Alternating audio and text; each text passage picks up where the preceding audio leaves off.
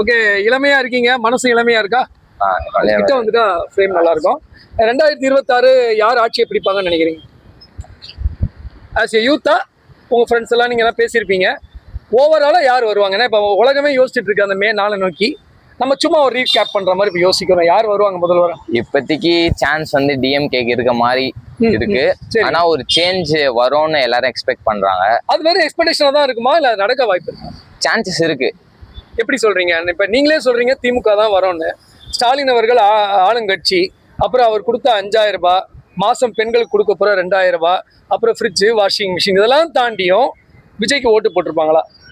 இப்போ for example ஒரு 8 பேர்கிட்ட நான் பேசுறேன்னா 7 பேர் என்ன சொல்றாங்கன்னா டிவிகே அது அதர் கட்சிக்கு ஓட்டு போடுங்க.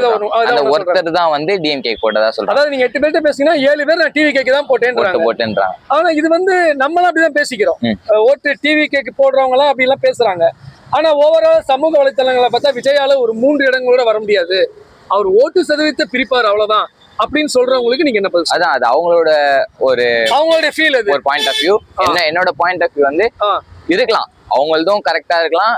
மேபி மோரோவர் 2026 அரியணை ஏற போறது விஜய் அப்படின்ற ஒரு எண்ணம் இருக்குன்றீங்க. இருக்கலாம்னு சொல்றேன். Maybe the word is the main thing. So Vijay தான் முதல்வராகன்னு சொல்ல முடியாது, இருக்காது, ஆக வாய்ப்பு இருக்கு. ஏன்னா அந்த மாதிரி ஒரு பரவலான ஒரு பேச்சு விஜய் ரசிகர்களால் கொடுக்கப்படுகிறதுன்றீங்க. கண்டிப்பா. Okay, thank you. என் நம்பர் எடுப்பீங்க ப்ரோ. நான்